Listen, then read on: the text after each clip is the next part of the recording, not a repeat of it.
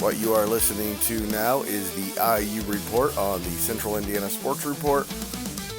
Grant Shouse, Mike Hutsell's, and Michelle Garmon's reaction to Indiana's 63-10 win over Illinois on Saturday. Yes, you heard that right. 63-10. I was going to write a special intro song for this, but decided about midway through the third quarter that Illinois was not worthy of writing a song. That a win over Illinois is not a special occasion enough to write a song about it. And the game itself was kind of a song to itself and spoke very, very loudly for IU and maybe even said even more about Illinois. Anyway, coming up, our IU guys Mike Hutsell and Grant Shouse and Michelle Garmon of the Tipton Tribune and Elwood Call Leader with their thoughts on the big win. Please join us Wednesday for the IU Report.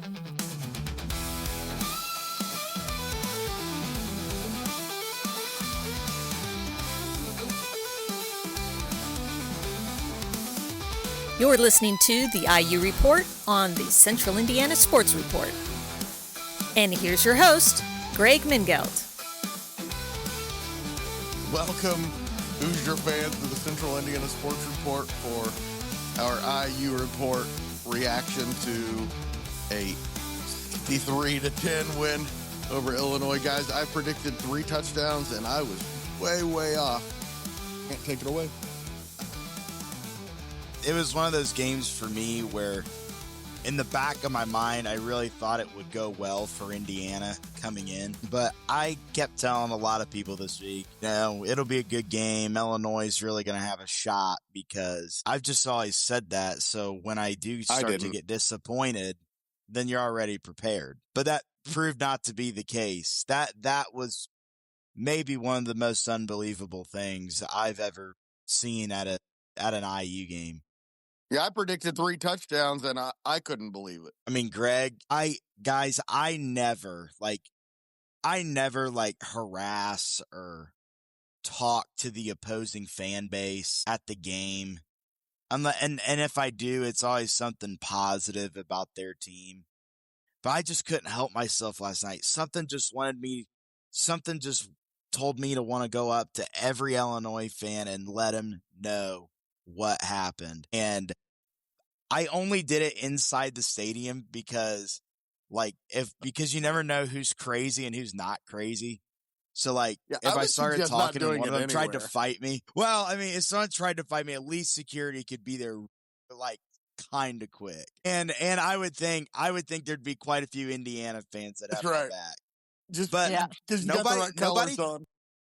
Yeah, nobody talked back, actually. Nobody really, got into imagine. Me. We had a guy we had a responder, I think it was on YouTube, saying they couldn't wait to listen to this podcast right now when we were talking about IU losing to Illinois. Couldn't wait to hear us eat our words. I don't think he's listening. I don't think he's gonna jump into this one. And that's okay. Fan base in the Big Ten, though. Illinois and Nebraska are the worst fan bases on social media in the Big Ten. They just want someone to care. Yes. They're looking for dad's attention. That's all they want.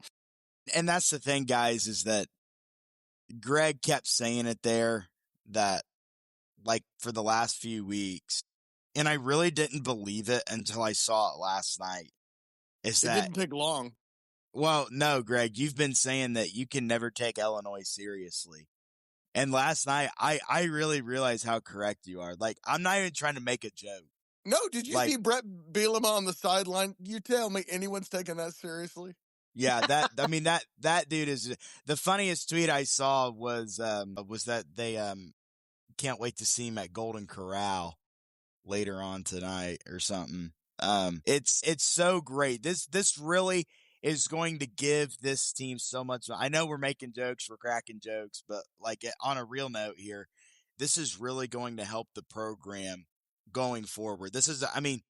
Illinois sucks. That team is not good, but we have to respect the fact that they're a top 10 team. And Indiana beat a top 10 team, not only beat them, but hounded a top 10 team last night. Took them out behind the woodshed like they did in Nebraska last year, which what's so It thick was about worse that. than They can Nebraska. come out behind the woodshed and just whip their asses. And guys, we saw Signetti. Signetti knew it was coming. We saw his press conference earlier. He was on a radio show. He knew this was coming. And guys, I said on the Purdue podcast this morning that I don't think IU is quite Penn State, Oregon, and Ohio State, but I'm also not sure they're not. They're that good. Yeah, it's a good question, but the thing is now next week at Iowa is going to 20-point win. really be kind of what can determine where Indiana's at. Because yeah, we've seen it, did it against a top 10 team on a road, but now can you go out on the road to a house of horrors in your program's history and try and replicate what you did yesterday? I don't know if it'll be quite as a beatdown, but I think Indiana's going to win the game next week. Yeah, it'll be over by the third quarter.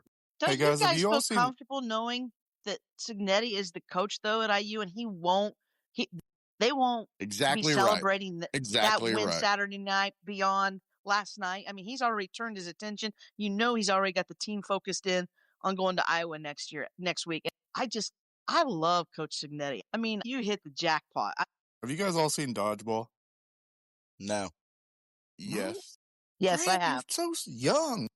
I You know, at know the he end is, when- isn't he? You know, at the end when Ben Stiller's sitting there eating a bucket of chicken saying, F Chuck Norris. Yes. I pictured Bielema sitting in his hotel last night with a bucket of KFC saying, fucking Kurt Signetti. I don't know if you guys saw this, but I saw a tweet today that said in December of 2022, Kurt Signetti interviewed to be the head coach at the University of Cincinnati. And the AD at Cincinnati told him he didn't have enough Power 4 experience and then hired Scott Satterfield. And just could you imagine like that may be the greatest domino effect there. Thank you, Cincinnati, for realizing that, or thank you, Cincinnati, I should say, for thinking that you really know what you're doing and how to hire a coach because you want someone with P4 experience. How's Purdue feeling about that right now? Because Cincinnati hires Satterfield, Louisville takes Braum, Purdue ends up with Walters, and Indiana gets Signetti. It's a butterfly effect right there for Purdue, man. How we always feel about football is that basketball season's coming up soon. Mike, I was going to say Purdue really doesn't need to worry about that now because they got Barry Lombardi. They got Barry Lombardi, a guy who's has made his career off defense, and Mingelt was texting us saying yesterday they won't make a stop on defense. And was he wrong? Mike, You in the weren't third wrong. quarter, Notre Dame had a third down, and they previous to that were 2 for 2 on third downs. That means that Purdue got them to third down twice. First of all, I think we should go back and thank Purdue for allowing us to start this podcast on time because we didn't get it. It's slightly raining. It's slightly raining down here on the river in southern Indiana. I think I need to delay this about 3.5 hours, guys. Well, Call me back about 4, It's maybe. all on South Bend. Hey, I got a little nervous last night at halftime because I went out there, and if you're familiar with Memorial Stadium, and I know all of you guys are, and Mike definitely knows it because he was literally a couple sections over from me last night, is that if you walk out of your section, you can kind of go, if you walk out of the sections, you can go back to this back kind of half wall that overlooks the parking lot. And if you kind of look to the north, and during the day, you can see it really clear, is that you kind of see the hills of southern Indiana. And at night, you can't see that, but I'm looking out in that direction and I saw lightning and I go, oh my God. I go, there's no way this is happening. Bert was praying, please come our way. Bert. He would have used as an excuse to get on the buses and just get out of there. This shows you how much differently Grant and I watch football. Right before halftime, Grant texted, this game isn't over yet. And I was like, what game are we watching? We're watching two different games. I've adopted the Signetti mentality in that you got to keep your foot on the gas and step on somebody's neck, and it ain't really over until maybe you're up 42-10. When they scored that first touchdown to start the second half, I knew it was over. Hey, Grant, here's Go the ahead. thing, though. I get it where your text came from. If you've thought about just before Signetti got there, because IU had some good leads and big That's leads, right. and only to see other teams come back and win. But once Things be different now.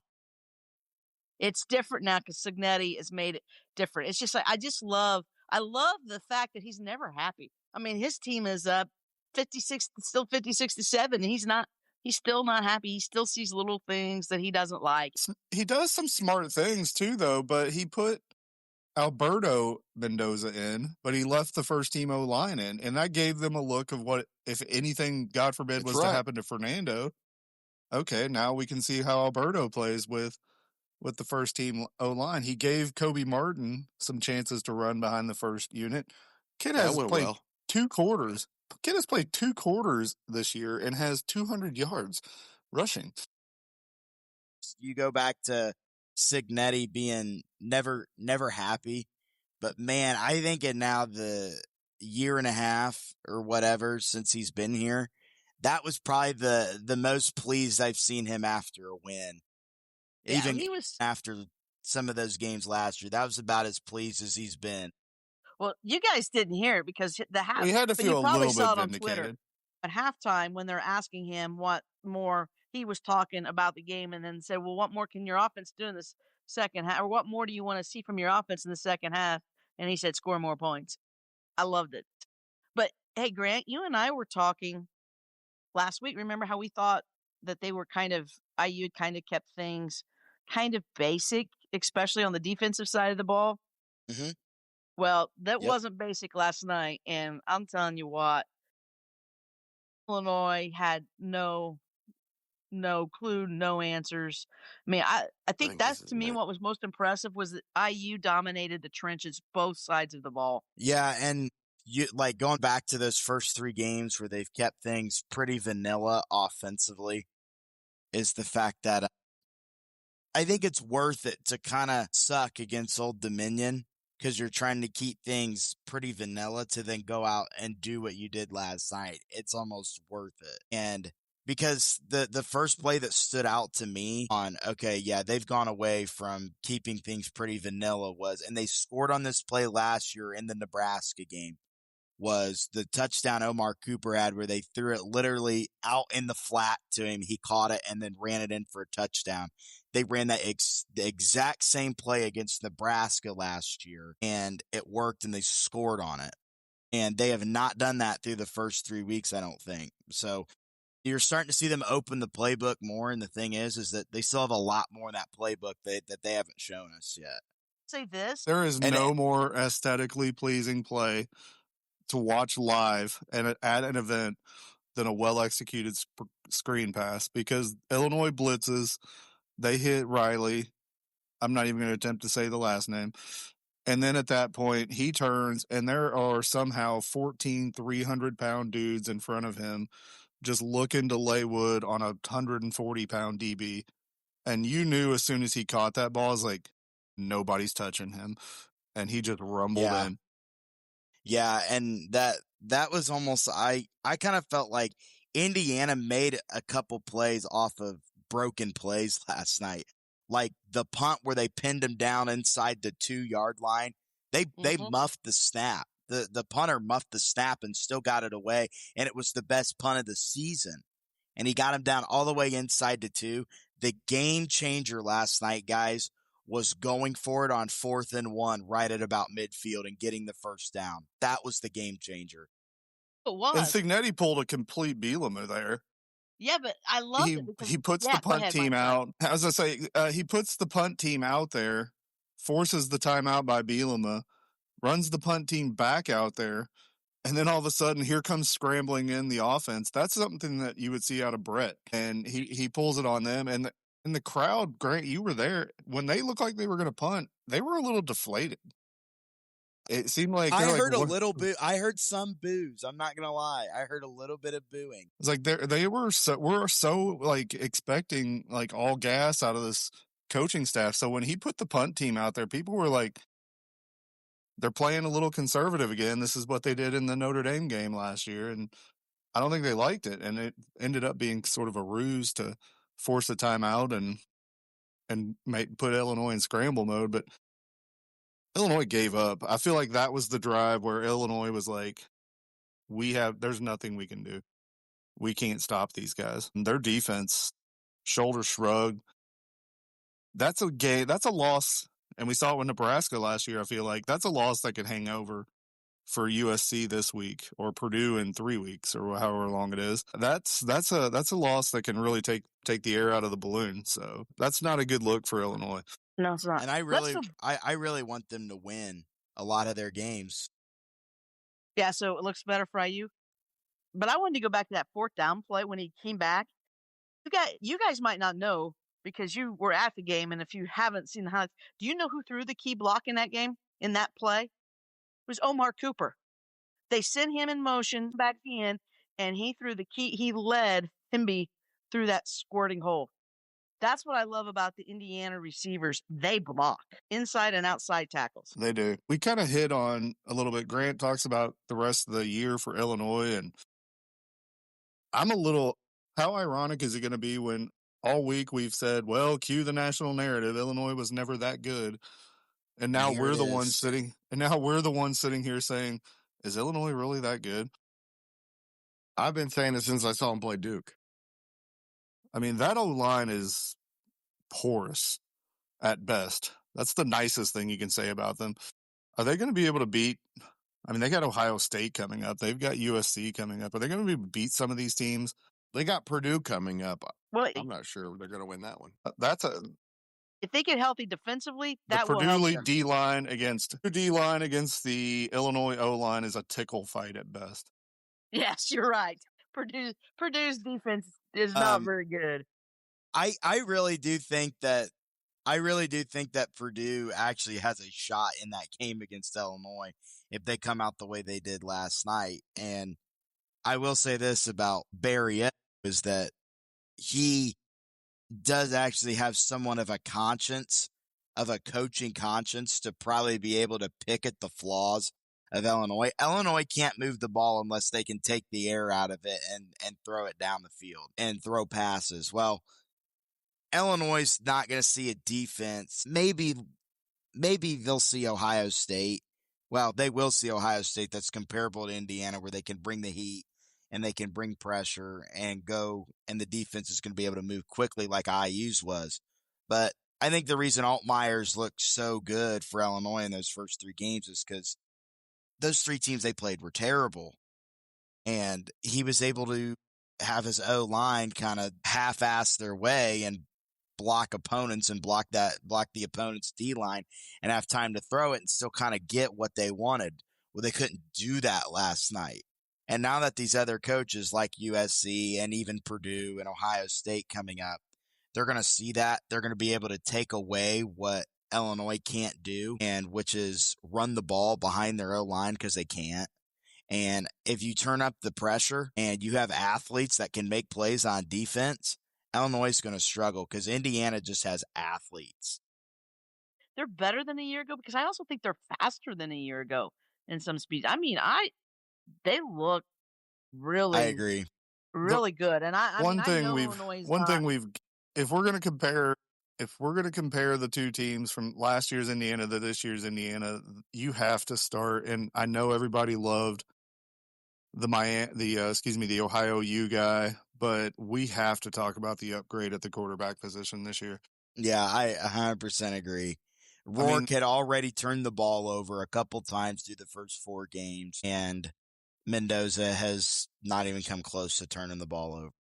He's 40 for his last 43 passing, you guys. And he hasn't even played 10 touchdowns in the last 2 games. Right. He's played 2 halves. Yeah, essentially. And he has 10 touchone passes. Well, he leads the FBS in total touchdowns. So he's moved to number 2 in the Heisman odds. Well, there's somebody tweeted something today in one betting spot. He's actually the favorite in the Heisman now, just slightly over the guy from Oklahoma.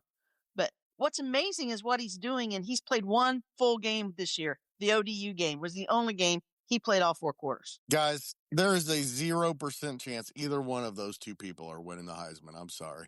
It was one performance all of a sudden. Sorry. Mateer nor Mendoza's winning the Heisman. Come on. They will both have, based on competition, they will both have an opportunity to put themselves in position to win it.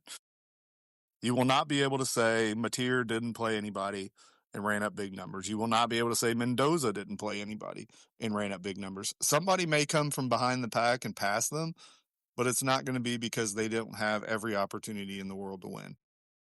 I look at it this way. If they just stay and he performs well and Mendoza plays well against Oregon, he plays well against Penn State, he's going to be in the conversation. Not saying he'll win it, but he could easily be a finalist. That touchdown pass to E.J. Williams in the back of the end zone, that's a pro pass. That's an NFL pass. And great catch by EJ to get his foot down and make the catch. But getting it over the defenders' heads, putting it in a position where his receiver was the only one who could catch it.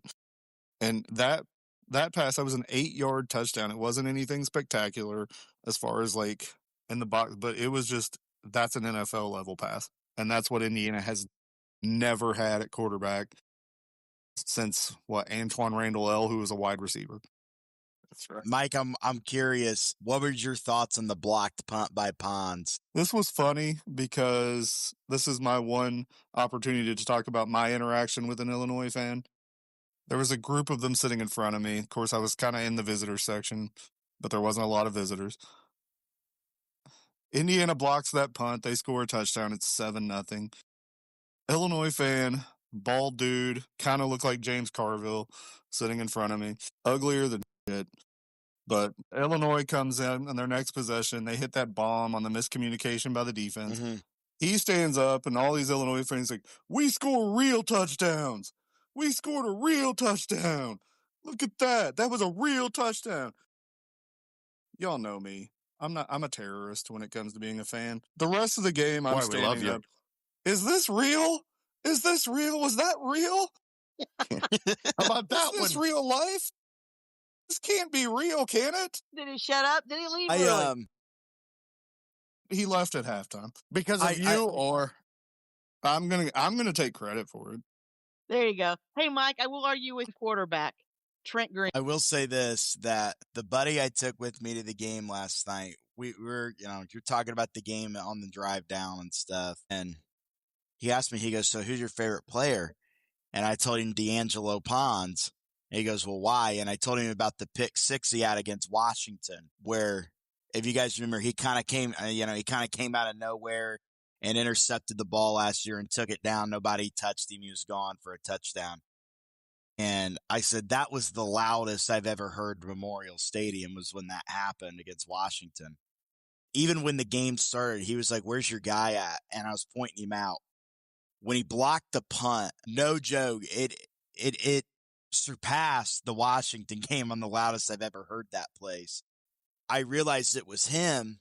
I was at a loss for words. It was the first time I had ever seen them make some spectacular play and been at a loss for words. I could not believe what I was watching. And probably the first time you've ever been lost for words. Grant, it's because you weren't sure it was real. Yeah, I mean, no, seriously, because I kept thinking, what's the catch? And I kept thinking he was going to get tackled. And if you watch the replay, he couldn't find the ball. He's looking up in the air for the ball. And luckily, punters are just stupid because all they do is punt. And the punter didn't know what to do. So it's just Pons out there looking for the ball, and he finally finds the ball. And then he tries to get out of a tackle, and he gets into the end zone. Hunters are just stupid. That might be my motto for life right there. I mean, all they do is kick. I mean, Pat McAfee, dude. I mean, the that only dude person who picked Indiana on game day? Yeah, true. He's not that stupid. He ain't that stupid. Hey. He's not a normal punter. Hey, I will say this. No, he's not. He's got some swagger to him. Except the Indiana. The Indiana punter's pretty good. He's a little crazy. Quinn Warren. Well, Pat McAfee's crazy. But the thing is that the Illinois touchdown, the long bomb for the long bomb throw, I never saw it. The real touchdown? Yeah, the real touchdown. I never saw it once. Here's I my went out to take get on a what drink happened there. and Illinois didn't even was see it running a happen, and crossing came route. back and saw it was heard some And Illinois Pons thought fans they were cheering and gonna. looked up He at the was gonna score stay, and and saw he it was was gonna take the tied. And then I crosser. was like, And he thought shit, here that we Moore go. was gonna stay and take. They were just gonna And switch. they Moore just went with the crosser, and Indiana so never the guy looked got back. behind him. When they went up 21-7, I was able to breathe a little bit. I was like, okay. And you started to see how they couldn't move. Illinois couldn't move the ball. That was probably one of the better performances by an Indiana defense against a Big Ten team since Cignetti's been the coach. And I wouldn't be shocked if they don't really make that mistake the rest of the year. I don't think they'll have any problems with that. And you know, the crazy thing about that is they had that play. That was roughly 1/3 of their total yards for the game. Yes. Guys, this is the craziest part, is that they had 2 rushing yards. They only netted 2, a top 10 team. Well, that's because only in college rushed football, the ball 2 yards. and there were about 80 Still. of them. There, about yeah, 80 I of mean, them. think about this though. IU had 7 sacks. I think 7 or 8 sacks on the night, and like 10 tackles for a loss. So, in all honesty, if you count them all together, I mean, Crazy. IU's defense produced 17 to 18 negative plays for Illinois' offense. I loved it because Cignetti. I love what Cignetti said afterwards. I thought we could whip their offensive line, and we did, and we whipped their offensive line. And he picked that up from and you were right, Grant. He knew what was coming. He saw it against Duke, and that's what he said. He watched the Duke tape. He knew that's where he didn't think. He said Duke had Illinois' number. The problem was Duke turned the ball over 5 times. And hey, you want to hear something? You know how much I love irony. Illinois played that game against Duke. They had to put things on film that made a game easier to prepare for Indiana. As much as you want to bitch and moan about the schedule Indiana played, they effectively got a preseason. They didn't have to put anything on film. They did some things that they never had to do because, let's face it, they scheduled smart. As much as our boy up in Greencastle and everything wants to say we haven't played nobody, guess what? It's not our responsibility to prepare you for us. Yeah. And I think it's smart. And that's it's the also thing the is, death of college football if you do that. I don't The think death so. of college football is going to be because there's 4 conferences that matter. They've eliminated the spring transfer portal, and they don't have that anymore. So once you join a team, like in the winter, like if you jump ship after the year in November, and you get with your new team right before Christmas, you're stuck. You can't go anywhere. And that's why Indiana last year, when they had their spring game, didn't televise it. Because if a couple guys got in the portal, then they don't have film to show these other teams of these guys from the spring game, from their spring game, if they get in the portal after spring ball. And I think that's it kind of sucks as a fan if you're not able to go to it. It's just a spring game. But when you really think about it, it makes sense. You want to keep your guys. You don't want them to get taped so then they can go find somewhere that they think is better. But at this point in time, if you're a major player and you're like playing a lot at Indiana, you're on the main 11 on both sides of the ball, and you're eligible to come back next year, why would you want to leave? Why would you want to leave when you're seeing what's being built right now? I'm curious what you guys thought there. I know it was in the first half. Illinois' Miles Scott gets thrown out of the game for a targeting. What'd you guys see? Was it a targeting or did they get it wrong? By the rules, I can't believe that a targeting was upheld against Indiana. I know. Yeah, I know. And but I'll tell you, talk about by the rule, it Omar definitely Cooper was. holding on to that ball. Yeah. Great game by the receivers. All right, Michelle, final thought. Final thoughts. I really believe that IU has one of the top 2. I mean, I probably behind Ohio State, the next group of top receivers as a group in the Big Ten, and I thought they really showed that last night. And maybe almost as good as Ohio State's. We'll see. But I also like, you worried about what about BB losing BB? Well, Hemby and it didn't matter. And Black were good, and Martin is showing he's got that kind of burst of speed. I think what I was really impressed with, though, is just the domination of the lines. I'm not so sure Notre Dame doesn't miss Pat Coogan. He is so good. He is so smart, and he's one of the reasons I think Mendoza is having the season he is, because he's so good at reading and doing those coverages. Don't get me wrong, Mike Caddick, what a great young man, what a great story at IU, but Coogan is an upgrade from what IU had at center last year. And Yeah. I think you can see it. I think this offensive line is just so good and maybe a little bit better than what people thought. Kadick being Indiana's version of Jason Kelsey, I think he was sort of a cult hero, but I think they got better at the position when they replaced him. And I hate saying that because Jason Kelsey's a Hall of Famer for my favorite team, but Kadick put on a show last night in the stands for everybody. If you haven't seen him on X, went shirtless, looks like a super trooper at these days. But awesome. As far as final thoughts from me, Indiana's here. If you didn't believe it before, if you wanted to shit on last season because they only played the two teams that played for the national title and lost both those games, I think you wanted to shit on their preseason schedule. They played a number 9 team in the country last night, and they dismembered a Big Ten opponent in a way that I've never seen Indiana football do. And as long as that man is standing on the sidelines, this is going to be the case. He started as a joke. Indiana's a football school now. I don't think it's a joke anymore. He's going to have turmoil. He might have, I hate saying it, he might be interested in some of these SEC jobs, but if he's not, his coordinators could be candidates for him. He's going to have to replace staff, but I trust him to do it a lot more than the guy who did it, who had that seat before him, because that was what led to Tom Allen's downfall. I think Cignetti I think he's just a savant, and I don't know how Indiana was lucky enough to get him, but as long as he's here, Indiana's here. So enjoy this, guys. We're going to learn a lot next week out at Iowa. I really think Indiana's going to have a good shot, and I think they'll win the game next week.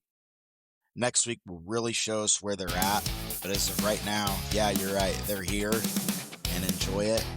I think it could be a fun year, and, their defense is just so fast. Their offense is almost unpredictable at some times.